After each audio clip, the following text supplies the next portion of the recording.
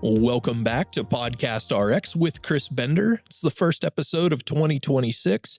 Chris, how are you? You feeling well rested after the holiday break, or the exact opposite? It's funny, as you know, with kids, it always feels like you end up less rested after the whole rigmarole. But it just really went by too fast. Our oldest now is kind of like at the age where, the concept of Santa Claus is becoming a little bit more salient to him. So it was kind of fun to, for him to experience that whole thing. But yeah, it was just like a whirlwind. So never enough time, of course. How about you? I second that 100%. Now, my older two, and even my youngest, who's not quite 2 yet, that they definitely caught on to Santa Claus more this year. So it made it quite magical, and definitely a whirlwind. Between all the different places we had to go celebrate. But yeah, I could promise you're definitely going to see next year's going to be really something for you. So, we're getting into the thick of it now, so it makes it way more fun, which is nice. Yeah, definitely. Well, I'm so glad to hear that. Well, if anyone got to listen to our little holiday check-in show that we did right before Christmas, Chris, you were detailing a list of your pharmacist wishes and developments to watch for in the new year. And one of those was the impending FDA approval of orforglipron, which is an oral GLP-1 for weight loss. Well, just a few days into the new year, we did indeed get a new oral GLP-1 for weight loss, though it's another iteration of Wegovy, what we've talked about on this show quite a bit before, and that, of course, is semaglutide. Now, Chris, we've had plenty of discussion over the last couple of years about when we'd see an oral GLP-1 for weight loss, so pretty exciting time in pharma right now.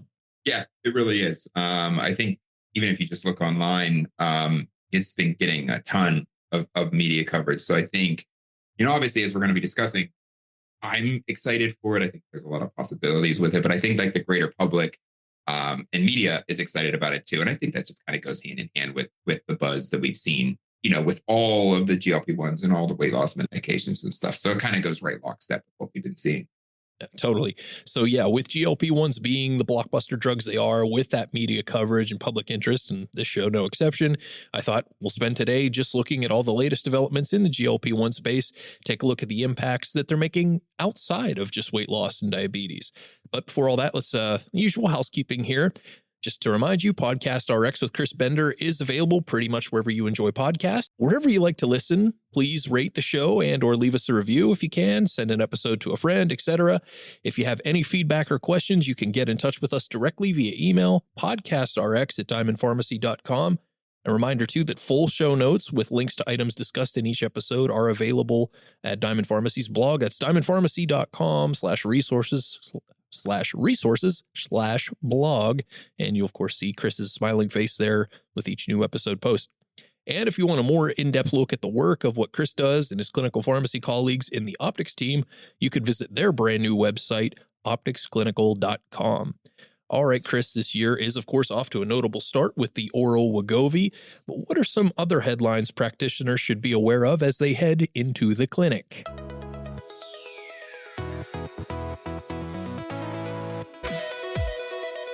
Yeah. So, to start, and I wanted to dedicate a little bit of time to this because we actually had 2 new treatments for gonorrhea, which is kind of the first time we've seen this in a while. So the first is zoliflodacin oral suspension, brand name Nuzolvence, which is the first antibiotic approved from the spiropyrimidine trione class.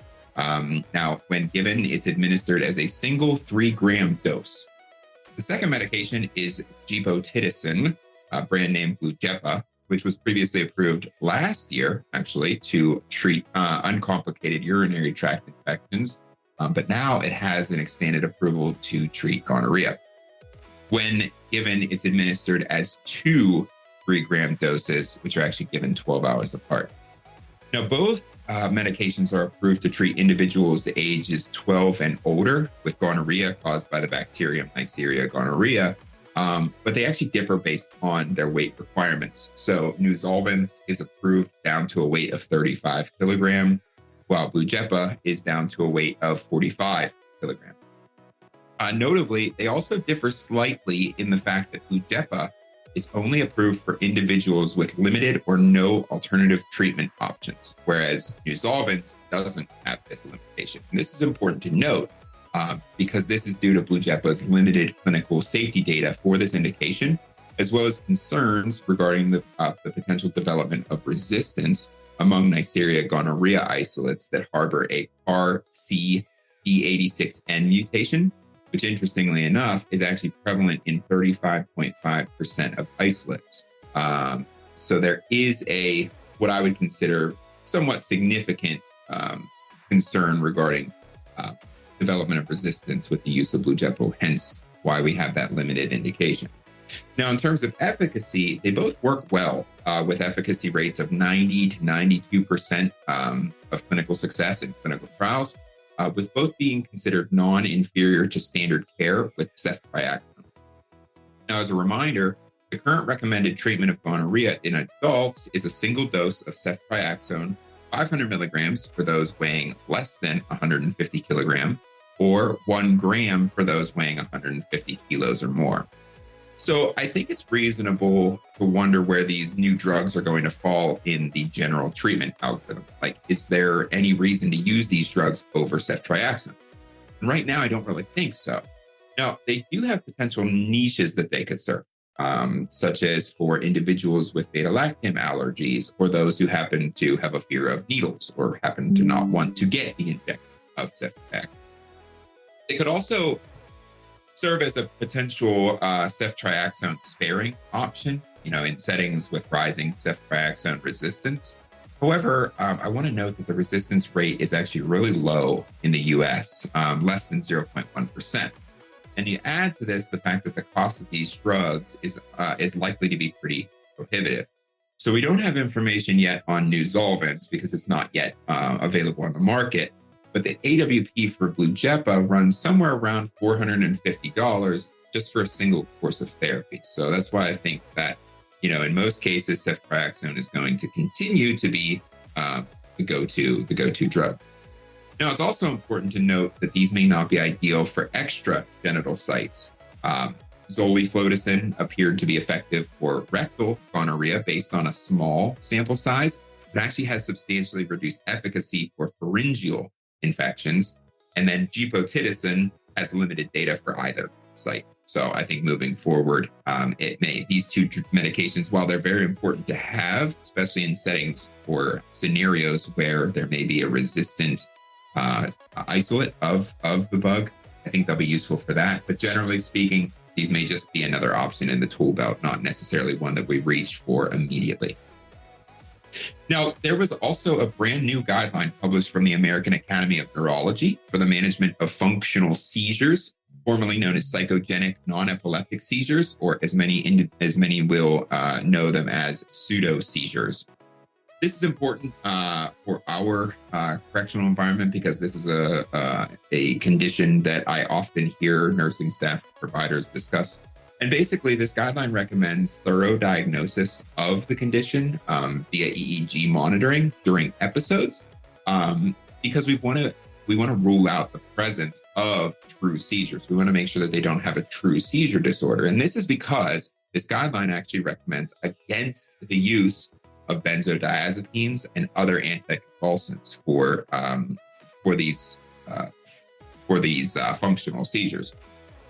But instead, they recommend to evaluate for the presence of underlying psychiatric conditions, and they advocate for the use of psychological interventions for treatment. So rather than what we've seen traditionally, where providers may just give them a low dose of an anticonvulsant, even if they have a high suspicion of it not being a true seizure condition, just to, for lack of a better word, placate the patient, or just to make sure they're covering their bases.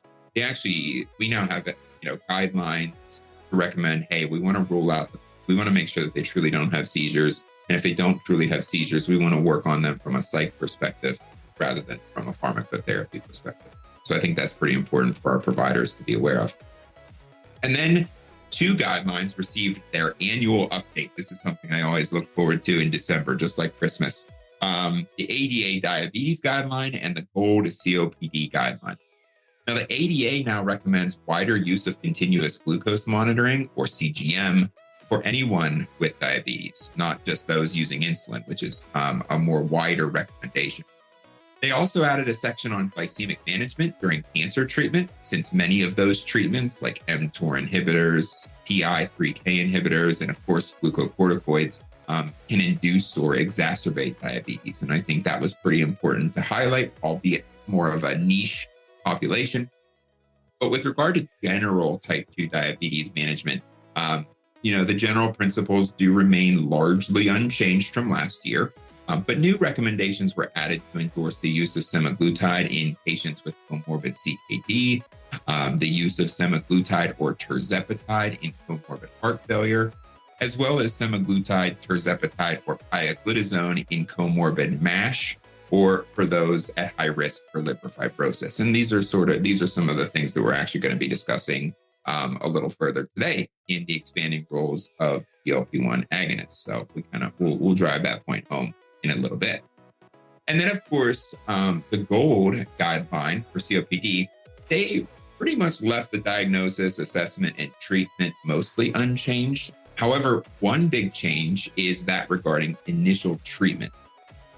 So as in previous iterations of their guidelines, initial treatment is directed by the patient's exacerbation history in the previous year, as well as their current symptom severity, which, when taken together, can place a patient into group A, for whom treatment with just a bronchodilator is recommended, group B, for whom LABA plus LAMA therapy is recommended, or group E, for whom LABA plus LAMA therapy is recommended, plus the addition of a inhaled corticosteroid if they happen to have an eosinophilic phenotype. But in this iteration, they changed it a little bit and updated their recommendations for exacerbation history. And patients are now stratified as having either 0 exacerbations in the previous year, which would place them in group A or B, or 1 or more exacerbation, which would then place them in group E, regardless of severity. So what this means in practice is that many patients who may have last year fallen into group A or B are now likely going to be placed into group E, which really means that we're going to start seeing higher rates of LABA plus LAMA plus or minus inhaled corticosteroid utilization. So I think that's important for providers to remember, because it's hard to explain a chart, but the guideline has a nice little chart in there. And it used to be a quadrant, A, B, C, and D, but they actually changed it to the top is now, rather than C and D, it's just group E. But for the listeners, there was a time when last year an individual may have been in group A, but now that patient, because of their exacerbation history, even with 1 exacerbation, they're going to be in group E. So it really is it kind of lowers the bar for more advanced therapy for patients. And I think that was the aim of the guideline for this year. So I think providers should expect to see higher utilization of dual and or triple therapy moving forward. Well, thank you for all those really detailed updates, Chris. And one thing I did catch, if anyone wants to get Chris a Christmas present in 2026, do send him a nice printed bound copy of the new ADA diabetes guidelines, because I had no idea you looked forward to them the same way you do Christmas. So I'm going to keep that in mind. Listeners, exactly. Listeners, keep that in mind. On giving. That's right. Okay, we'll be right back. Since 2010, Sapphire Health has developed innovative corrections-driven electronic health record software for jails, prisons, and detention facilities. As a wholly owned subsidiary of Diamond Pharmacy Services, Sapphire has drawn upon 4 decades of correctional health expertise and the direct feedback of correctional health personnel to build an EHR best suited for the inherent complexities of jail and prison health settings. Sapphire's suite of EHR features are supported through customized implementation options, comprehensive training, and 24/7 in-house support to ensure security, reliability, and performance every step of the way. Ready to transform your correctional facility's healthcare from intake to discharge? Schedule a demo today at sapphirehealth.com. Let's return to Podcast RX with Chris Bender. GLP-1s, as we know, aren't just a hot topic across healthcare as a whole, but they're actually one of the best performing Podcast RX episode topics. Chris, a few of the past discussions with you, of course, have some of the highest listener counts of any of our episodes. So, as we talked about at the beginning of the show, we're going to spend today talking about the most important things you should know about GLP-1s that maybe you were afraid to ask or just happen to not know. Certainly always learning something from you whenever we go tackle this topic. So, Chris, if you don't mind, just start us off with a very brief recap of GLP-1s and why they've become the blockbuster drug for weight loss, and talk about their overall impact too. Sure. So GLP-1s have become blockbuster drugs for weight loss because they really delivered something that all previous therapies struggled with, and that being meaningful, sustained reductions in body weight, but also with real metabolic and cardiovascular upside. So whether you look at clinical trials or even real world data, we see that people are often losing 10 to 20% of their body weight, and this is levels that start to approach what we see with bariatric surgery. And that's really been a game changer, both for individuals as well as for the medical community. But also, the rise of GLP-1s coincided with a shift in societal perspective, one in which obesity is increasingly viewed as a chronic treatable disease rather than simply a personal failure. And I think that reframing really opened the door for the potential for long-term medical therapy. And then, of course, when you add to that, massive public demand, social visibility via social media, as well as an enormous eligible population here in the United States, it's easy to see how you could quickly reach that blockbuster status. Now, obviously, GLP-1s are making a large impact when it comes to weight, which is fantastic from an individual quality of life perspective. However, I think the true impact will continue to bear out over the coming years. And this is really because of their metabolic and cardiovascular benefits, which can take some time to manifest. We now see drugs like Wegovy being approved for cardiovascular risk reduction and Zepbound for sleep apnea. So I think we're going to continue to see benefits simply beyond weight reduction, real healthcare system level results in the years to come as these medications continue to be used. Those events continue to be reduced over time, and they continue to grow in their utilization. As we said, the latest big news with regard to GLP-1s is now the availability of the oral GLP-1 for weight loss, Wegovy. For trivia's sake, it is important to note that the first approved oral GLP-1 in general was Rybelsus back in 2019, but it was approved for diabetes, not for weight loss. Aside from administration, Chris, are there any other differences of note between injectable and oral semaglutide? Not a lot, actually. Both formulations provide comparable efficacy. They have similar side effect profiles. So in the Oasis 4 trial, oral semaglutide taken as 25 milligrams once a day provided an average of 11.4% weight loss from baseline over placebo at 72 weeks. Likewise, in the Step 1 trial, subcutaneous semaglutide taken as 2.4 milligrams once weekly provided an average of 12.4% weight loss from baseline over placebo at 68 weeks. So these aren't direct comparisons, but you're getting 11 to 12% over weight loss over the course of 68 to 72 weeks, which is fairly similar between these two agents, which is nice because, if you had asked me beforehand, I would have expected possibly a little bit more of a step down just because it can be more difficult to absorb the medication orally than it would be to be given subcutaneously. So I think that's a big boon for the, big feather in the cap for the oral formulation, that it's able to kind of punch its weight alongside the subcutaneous formulation. The safety profile of each of these is also consistent with the GLP-1 class as a whole, with GI side effects like nausea, vomiting, constipation, diarrhea, those of course being most common. Both medications also require a dose titration, which is typical of the GLP-1 class. Additionally, both Wegovy and Wegovy pill are indicated for weight reduction in individuals with obesity or overweight, as well as to reduce the risk of cardiovascular events in this population.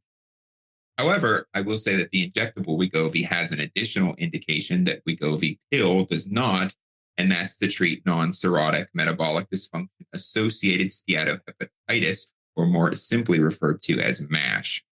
And of course, as you mentioned, two products differ with regard to administration, with Wegovy being a once weekly subcutaneous injection, and Wegovy pill being a once daily oral tablet. Now, it's important to note that as with Rybelsus, as I mentioned, was the oral formulation approved for diabetes. Wegovy pill is also co-formulated with an absorption enhancer, which I think is appropriately abbreviated as SNAC or SNAC, that actually enables better gastric absorption of semaglutide. Otherwise, it would kind of get degraded in the stomach, and you wouldn't get any of them. But it's because of this absorption enhancer that the oral formulation has to be taken on an empty stomach with no more than 4 ounces of water at least 30 minutes prior to eating or drinking to optimize absorption. The tablet also should also be swallowed whole and shouldn't be split, crushed, or chewed. So providers, patients really need to think about this medication as similar to those other pesky medications with special administration, like Synthroid, or the bisphosphonates and stuff like that. What would you say excites you personally as a pharmacist with this newly available oral Wegovy? Yeah, so just as I was with the approval of Rybelsus, I'm excited by the availability of an oral option for this indication. Injections, even if they're only once weekly in most of the cases, they can still be a problem for some, either from a fear or aversion perspective or a dexterity perspective. We kind of take for granted the ability to give ourselves a self-injection. Not everyone can do that. So I think this just further expands the population that can start to reap the benefits of GLP-1 therapy for weight loss. Well, let's move away from weight loss for a second. For all the groundbreaking effects of GLP-1s in that area, there are other very prominent disease states where GLP-1s have either been approved or they're showing quite a bit of promise. Can you give us some examples? Yeah, so GLP-1s are growing in their utility, and some of those examples I've alluded to already. But to keep things straight, let's start with the basics and work from there. Namely, because I don't want to forget anything.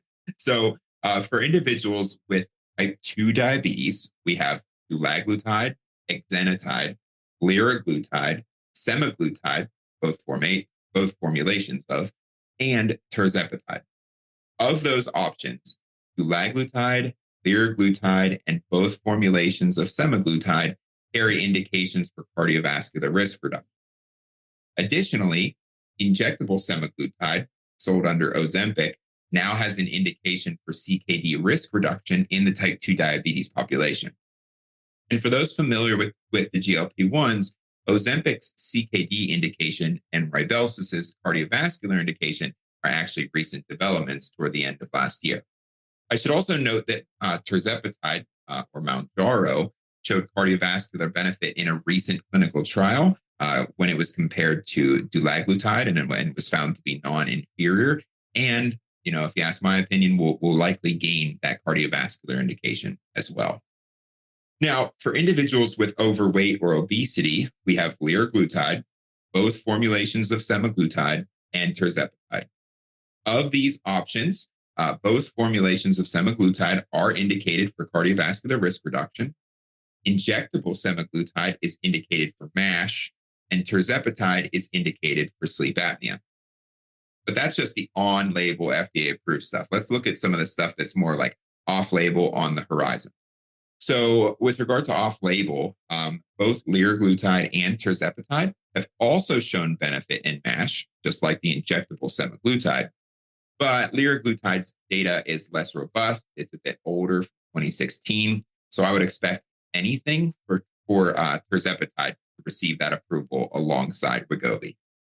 Additionally, injectable semaglutide and tirzepatide, so those being Wegovy and Zepbound for the weight loss products, have helped improve symptoms in patients with obesity and heart failure with preserved ejection fraction. So that being FF. Now, what I will say is that tirzepatide's trial was more robust. It also included individuals with or without diabetes. So of the two, this one appears the most promising at this time. But that is not all. GLP-1 research actually continues to expand into other potential areas. The notable one, there's a ton of them, but the notable ones that I've found were knee osteoarthritis, polycystic ovary syndrome, neurodegenerative diseases like Parkinson's and Alzheimer's, as well as substance use disorders.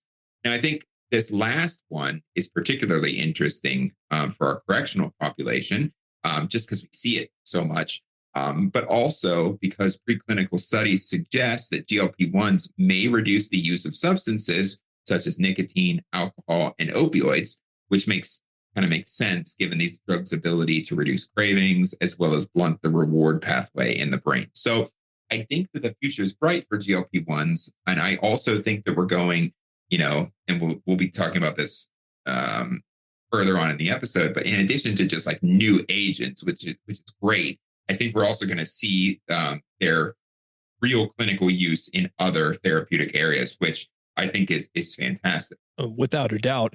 Of course, yes, we're always anticipating what the future of the GLP-1s is going to bring. I've made countless corny jokes talking to you about how those future developments are going to guarantee future episodes. Haha, here we are today. But I got to ask, with GLP-1s, what else is on the approval horizon and in the development pipeline that providers should anticipate, fairly soon? You've covered a few in our last episode before Christmas, but what else do we have going on? It's funny because a lot of medications are always in development, of course. I think that goes without saying, but it seems like the GLP-1 landscape is rapidly expanding even faster than other classes of medications, with the goal of exceeding our current standards. I saw there's over 40 agents in active development, and they're really they're striving for more and better. And they're doing that through different mechanisms. So the biggest and most exciting of which is multi-receptor agonism.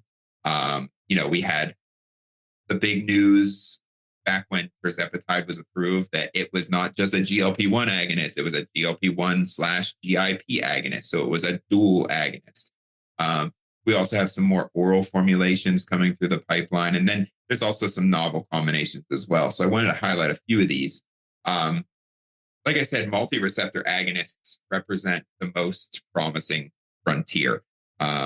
Retatrutide, which is a triple agonist of GIP, GLP-1, and glucagon, achieved 24% weight loss over placebo and in phase 2 trials, and is now in phase 3 development. 24% weight loss is huge. So I think that's going to be one of the largest reductions to date. So I think so far, if you read online, that is the biggest one coming down the pipeline. I think that's drawing the most hype and enthusiasm. But also we have maridebart. Oh boy, this one's harder. Maridebart efraglutide, which is better called Maritide. This one actually combines GLP-1 with GLP-1 agonism with GIP antagonism, kind of an interesting combination in a monthly injectable. And that showed up to 16% weight loss. And then there's survodutide and mazdutide, which are like tirzepatide, dual, not like tirzepatide, sorry. They're dual GLP-1/glucagon agonists. So still a dual agonist, but of two it's like a unique dual agonist. These ones are fun because they showed good weight loss of nearly 15%. But more interestingly, they're also being evaluated more for like the liver complications of obesity. So I think the GLP-1s are focusing on obesity, but they're also focusing on like those real metabolic complications. And I think the liver is going to be one of the largest areas that we see the GLP-1 medications expand into. And then we have amylin-based combinations. The most notable one, I think listeners will recall that this was on probably the pharmacy wish list the past 2 times, which is CagriSema, which combines semaglutide with cagrilintide. It provides roughly 20% weight loss in those without diabetes. Likewise, there's another drug called amycretin, which is a unimolecular GLP-1/amylin agonist, which demonstrated up to 24% weight loss, which is huge. I mean, that's what we were talking about with retatrutide. However, what I've been able to see is that this one might need to be interpreted cautiously because thus far the trials had small sample size and high dropout rates. So I don't have a huge, that one's kind of lower on my list of ones to get excited about. There are more oral formulations, like we've been discussing. We've already seen the introduction of Wegovy pill, but we may also see the introduction of orforglipron, which is a small molecule GLP-1 agonist. And when used in diabetes, it showed reductions in A1C of 1.5% and weight by 7.6%. So slightly less robust weight loss, but still very effective for A1C lowering. And finally, we may see the introduction of fixed dose insulin combinations, like one that is a once weekly, this once weekly icosema, which is a combination of semaglutide plus insulin icodec. And that's actually demonstrated superior A1C reductions with 6.7 kilos greater weight loss, with an 88% reduction in hypoglycemia when compared to a traditional basal bolus insulin regimen. So I think that's also the other one that I'm getting excited about, because, even though these GLP-1 agonists are slightly, certainly putting a dent in insulin utilization, there are still those individuals that are going to continue requiring insulin. So I think this type of combination might see more play moving forward. And when you add to it the fact that it's a once weekly injection, once weekly insulin has always been a pipe dream. So I think that's a pretty cool combination to look forward to in the pipeline. Well, with all the excitement and all the things to look forward to that you just went through, and just the positive reception and clamor for GLP-1s in general, they of course aren't without concerns or controversies. And of course, when you have something like this that's gotten so much media attention and so much time in the spotlight, those controversies are only really going to get blown up to a wider degree. There's been questions about gastrointestinal side effects, pancreatitis risks, muscle mass loss, even all the way down to something like erectile dysfunction with the use of GLP-1s. And on top of all that, GLP-1s are costly. So, Chris, what's the overall record on safety? Where does that stand now? Side effects, et cetera, and what is being done to make GLP-1s more affordable and accessible? Yeah, and before I go any further, I do not want to downplay, the individual importance of side effects. I know personally, friends, family who have used these medications who have had side effects, and it's very important to those that are experiencing it. To be mindful of the fact that they do occur and they can be debilitating in many cases. However, that being said, I do want to note that GLP-1s have a generally favorable safety profile. And of course, this is often outweighed by the fact, clinical studies have shown that their ancillary benefits, those being cardiovascular risk reduction and renal benefit and whatnot, those ancillary benefits often outweigh the incidence of side effects. So the good outweighs the bad. But that being said, they have a generally favorable safety profile. The most common concern, which we've discussed ad nauseum, no pun intended, is certainly regarding those of GI symptoms. Again, those being nausea, vomiting, diarrhea, constipation. These notably are more common around drug initiation and following dose escalation, but they typically diminish over time.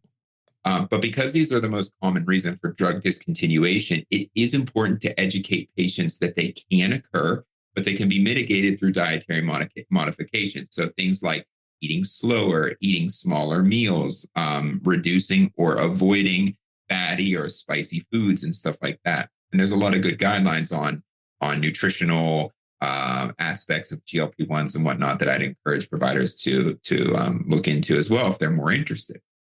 But in addition to that, short-term over-the-counter medication can be used as well, like antacids for the symptoms of dyspepsia, fiber supplementation for symptoms of constipation or diarrhea.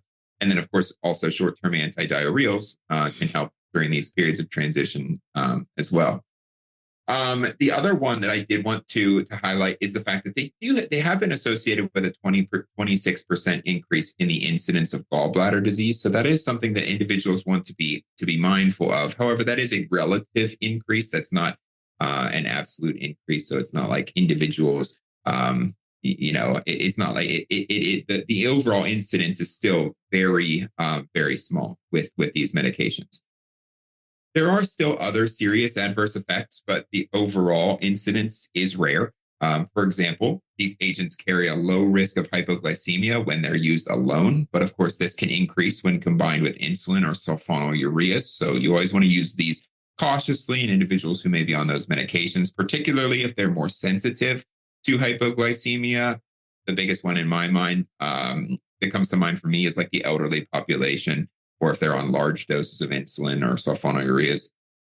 Additionally, certain agents, most notably semaglutide, have been associated with diabetic retinopathy complications. This was roughly 1% higher incidence than placebo. So it's not a huge risk increase. And it's actually been speculated that this may be related to the rapid glucose improvement rather than a true direct drug effect. And perhaps the most commonly cited concern, one of which you had mentioned, is pancreatitis. But what I think is interesting about this is that that risk has actually not been confirmed in large trials. And there have been subsequent meta-analyses showing no significant increase in risk. So while you may want to use these medications cautiously in individuals with a proven history of pancreatitis, I think for the general population, that is not necessarily something that you would need to worry about. I think for the general population, how to mitigate the GI effects is probably going to be first and foremost what they want to key in on.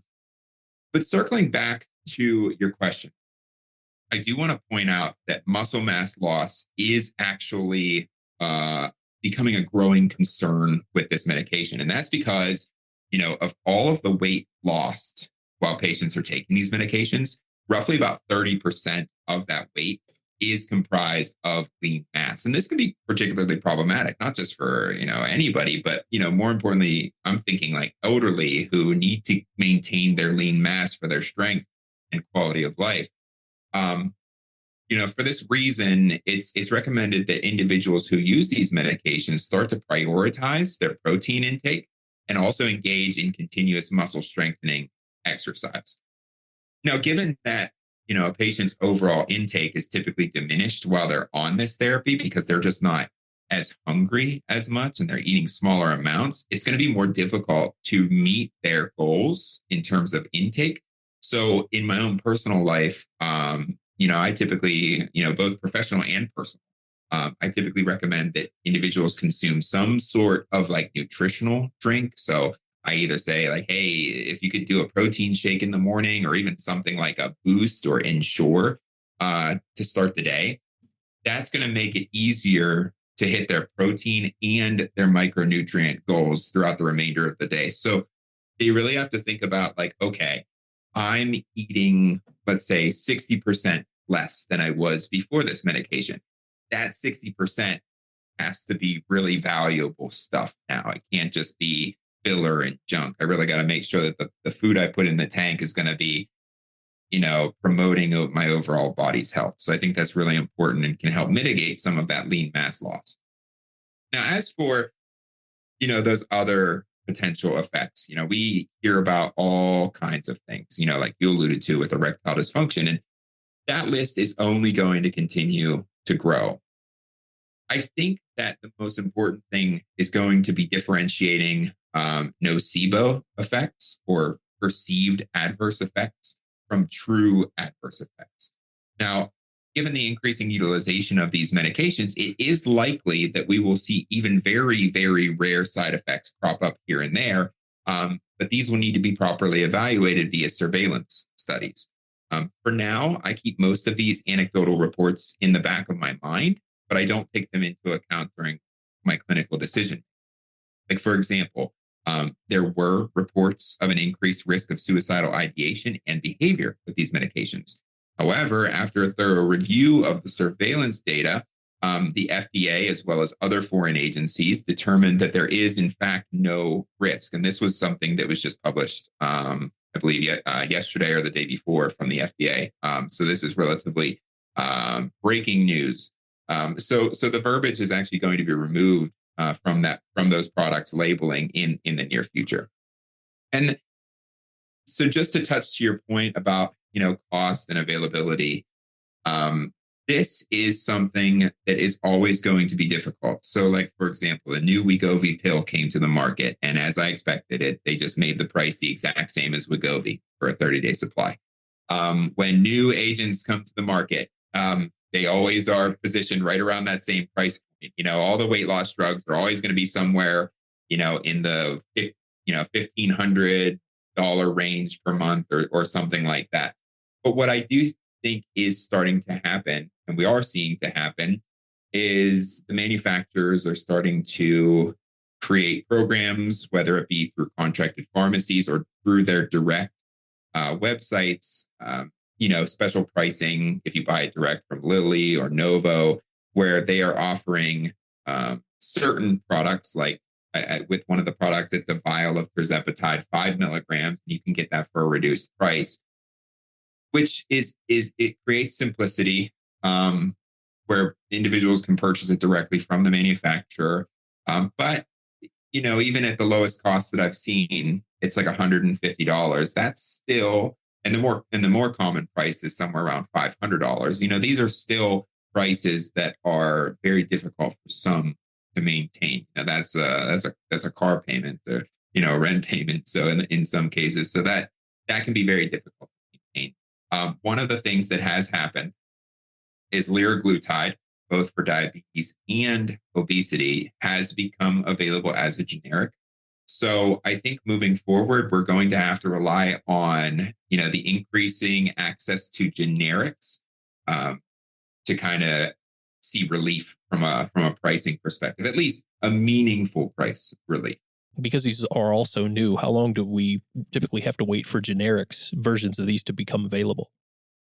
It used to be, I used to be able to give you a real answer. One that I've forgotten at this point. I wanted to say it was somewhere like 7 years of exclusivity, after it came to market.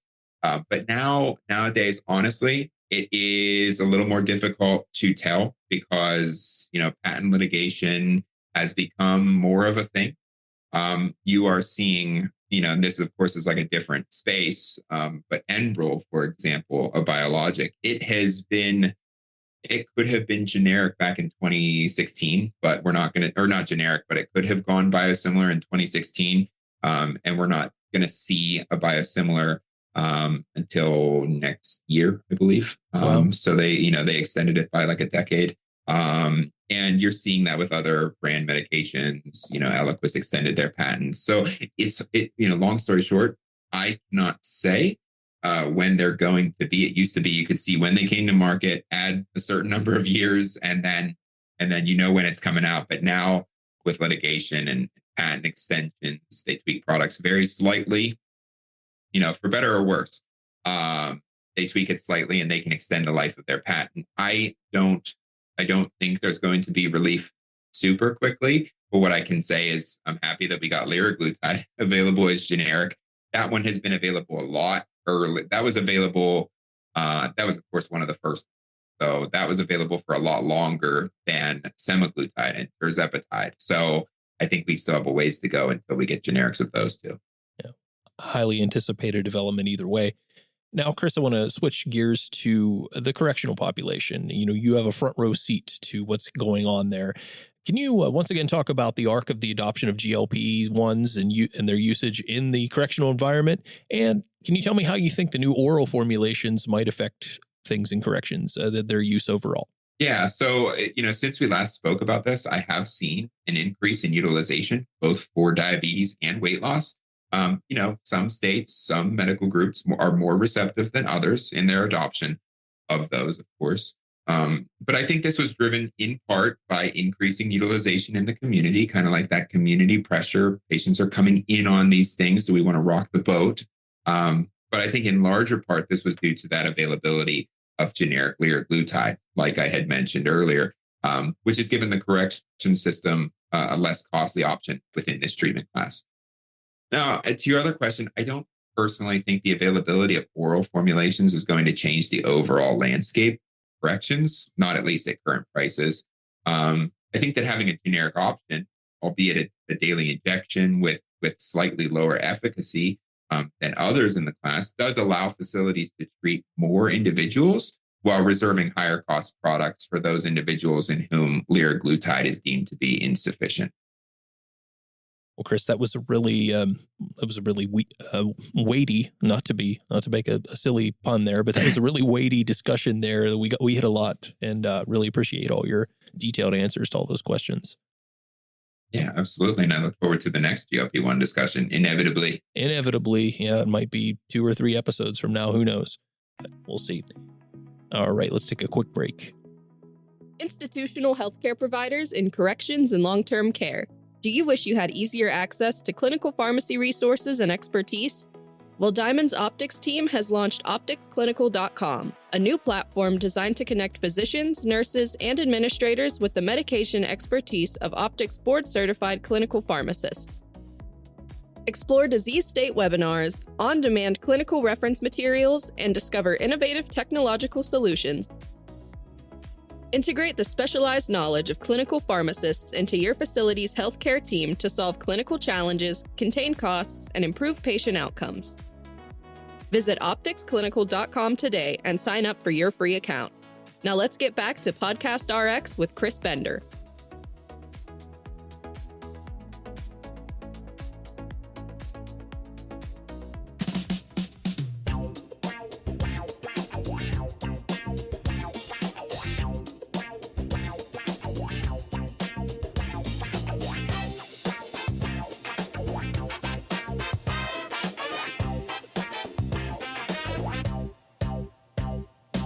You know, it's always fun and interesting to look back at the evolution of different drug classes and their primitive pharmacy antecedents. So given today's focus on the blockbuster developments in GLP-1s and weight loss in particular, I thought we could look back at a few other promising blockbuster weight loss therapies that turned out to be bombs, or duds, I guess, whatever your preferred nomenclature there is. What do we have, Chris? Yeah, so, obesity drug development has produced some truly fascinating dead ends. One example is 2,4-dinitrophenol, or DNP, which is a mitochondrial uncoupler that literally wastes energy as heat dissipation. It was used to cause dramatic weight loss in the 1930s, but it was actually abandoned after patients developed cataracts, hyperthermia, of course, and fatal overheating. It later reemerged in underground bodybuilding circles, interestingly enough. Another is Aminorex, which was a stimulant appetite suppressant withdrawn in the late 1960s after an outbreak of pulmonary hypertension. This was actually a connection that helped unravel the biology behind the later fen-phen complications. Listeners who are familiar with that, sort of the same story. At the other extreme, cetilostat and other lipase inhibitors tried to replicate orlistat's fat-blocking approach, but these ultimately fizzled due to their modest efficacy and similarly notorious GI effects. Listeners of previous episodes will recall that these types of medications kind of cause you to have fatty stools and all of that nasty stuff. On the metabolic innovation side, leptin monotherapy seemed destined to crack obesity after identifying leptin deficiency as a driver of weight, but it failed in the general population because actually most people have leptin resistance, not deficiency, which was a humbling lesson in translational biology. But perhaps the most eyebrow-raising was methamphetamine-based slimming pills. Like a good example of this was sold as Obitrol, which were sold in the mid-20th century, which of course delivered the predictable stimulant weight loss alongside addiction and cardiovascular toxicity. Together, these episodes show how obesity pharmacotherapy has cycled through bold mechanisms, unexpected toxicities, and scientific detours long before today's GLP-1 era.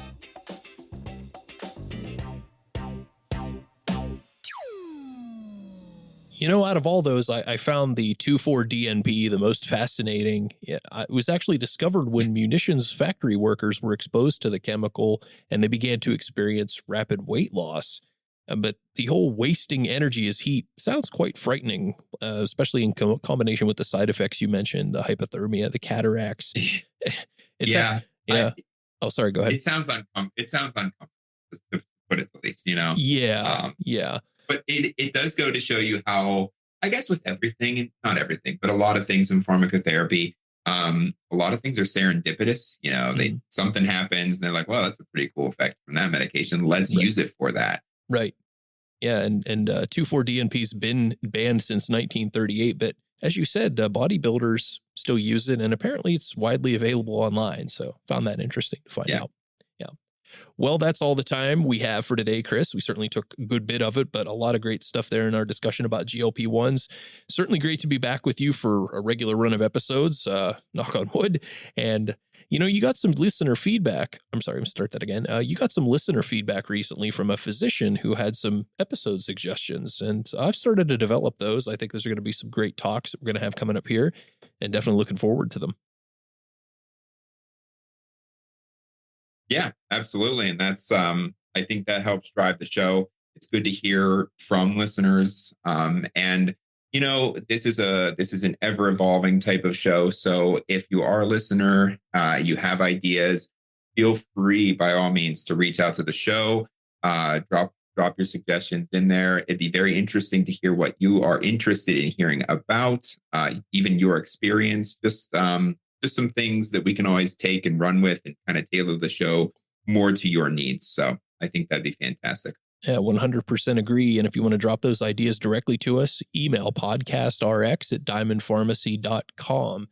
And yeah, I mean, the potential for ideas for shows is I don't want to say limitless, but Chris, you deal with so many disparate medical questions, pharmacy questions across the spectrum from corrections and long-term care. So we could develop a lot of ideas, and we do want to hear your feedback if you got it. Well, until we talk again next time, Chris, wish you again a happy new year. I don't know. There was a Curb Your Enthusiasm episode where Larry David says it's too late after a certain point to wish that. We're 15 days into January, but I'm going to go ahead and say happy new year. It's good to be back. Yeah. And until next time, take care. All right. Happy New Year to you. Take care.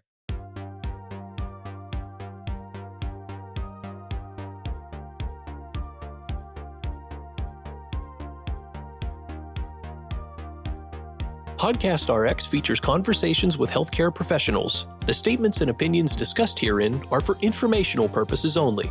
This podcast should not be considered professional medical advice and should not be used as the substitute for the advice of an appropriately qualified and licensed healthcare professional. Therefore, listeners must not rely on the statements made herein.